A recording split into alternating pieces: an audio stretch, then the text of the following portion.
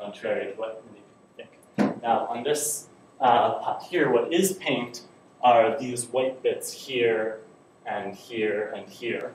But the red stuff and the black stuff aren't paint. That's why they're so well preserved always, because it doesn't like come off. It's actually clay that's just been differently oxidized. If that makes sense. Anyway, so the way they decorate these black figure things is you've got your second kind of clay. It's called slip, and you take something kind of like a a pencil or an X-Acto knife or something, and you scratch in your details. In fact, no, the slip is what turns red. That's what motivates the development of red figure, actually.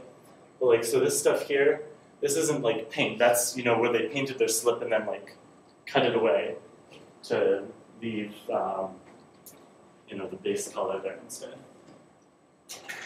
But eventually they kind of like no, sorry, I'm wrong. The slip is what turns black. I'm positive that's what it is. I've remembered because that's how they do red figure. So instead of black figure, where you can see you paint the whole thing black except what you want to be red, and you scratch away, the stuff to leave the red. Does that make sense?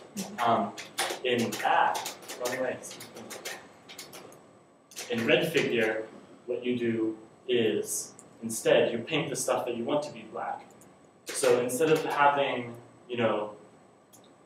this level of detail, which is like pretty impressive, you can do even more detailed stuff like this, where you're actually like painting on little details instead of scraping them away, which lets you do more detail work, which is the impetus for the development of red figure. But what's interesting is that red figure first shows up, well, depending on who you ask, sometime between 550 and 500 BC, rather. Richard tells me it's probably in the 520s, but you never know for sure. But when it first appears, it's often in a special kind of, shall we say, situation called a bilingual vase, where it has black figure on one side and red figure on the other. So this here is a shot of Ajax and Achilles playing dice during the siege of Troy, and this is black figure. But then, on the other side of that same vase is the same scene in red figure, and you can see the slight differences in composition and the way they do things based on the medium. I don't really have too much to say about that. But eventually, black figure stops being produced in the early 5th century. In other words, the two techniques coexist for several decades, but eventually red figure becomes more popular. And black figure stops being produced except for a few specialized occasions that Anyway, so this here is just a close-up of Heracles wrestling with the Nemean lion to give you an idea of how detailed this shit was. But of course, if you go to a museum, you're going to see a bunch of stuff like this. But what you really find when you're doing a dig is little fragments like this. And I don't actually have any idea where these are because they're my teacher's slides. But as you can see, these are just like small fragments. You have to be a specialist even to tell what, say like this fragment on these fragments on the left, like there's a head there, but unless you're a specialist, you're not going to have any idea who it represents, let alone when the fragment comes from. But if, of course, you're really, really lucky, you'll find a bunch of pieces that go together. Like this here, you can see there's about half a dozen different fragments that they found. There's a break here, here, here, here. Well, this is obviously a different piece. This is a different piece. There's a break here, going up, down there, there. And then this is just there to help it stay together and stuff.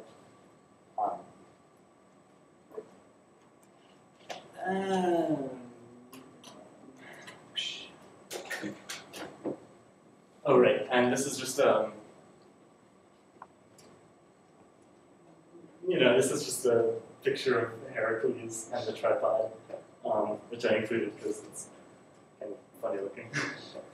This is like a red figure from probably, I don't know, maybe 450 or so. Anyway, so that's pottery. Any questions on pottery?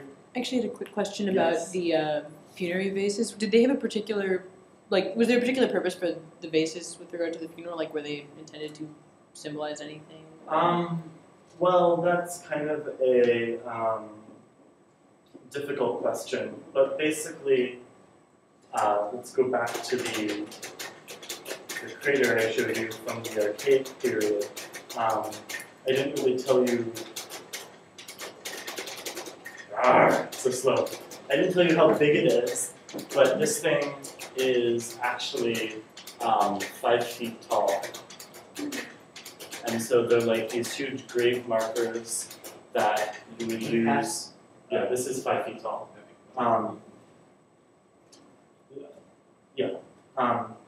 So they're basically these huge grave markers that you could use to like pour the libation offerings out of while you were carrying out the funerary rites. You know what I mean? Yeah. And then it would be buried like with the person sometimes, or sometimes it would stay on the ground above their grave. Athenian funerary rites in the Archaic period basically went back and forth between two predominant, well, first of all, what I should say is surviving archaeological evidence of graves from the Archaic period is the graves of like the elite. So, you know, we don't really know what the average Athenian in 700 BC did, but what we do know is that the elite way of burying people went back and forth between the, well, you guys have all read the Iliad, of course, so you know that according to Homer, the like heroic Bronze Age way to get buried was cremation. And like this is actually totally false. In the Bronze Age period, people got buried in cyst graves. So they would like dig a shaft into the ground, and you'd get buried in here. And this is the ground. That's a hole. But basically, they didn't really know that anymore, and they thought that the way that Bronze Age heroes had been buried was through cremation. And so cremation was one of the predominant ways of being buried. And the other one was just inhumation in tombs, kind of like that, but a lot less elaborate because, well, the Bronze Age elite were much richer than the Archaic period elite. It's interesting. There was like this huge, you know, no one actually really knows what happens at the end of the Bronze Age period, but basically there are like these civilizations that, you know, we all know a little bit about, like the Hittites and, you know, late 2nd millennium Egypt and the palace civilizations of the Near East, et cetera, and they just like all disappear and no one knows why, and like nobody really knows what happened.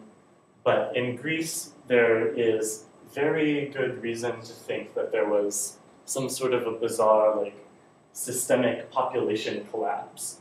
And so the population in, say, 1300 went like, bleh. And then over the Archaic period, it slowly increased again. And so the stuff we're looking at, like, here is from, like, this time. Here, mostly, not this. This is, like, the sub-Mycenaean age. And so, you know, Greece is getting more populated and richer again, but it's still like not nearly as wealthy as it was. So, so this was a crater that would have like stood over the grave of somebody who had been inhumed. But other smaller vases would be used for cremation.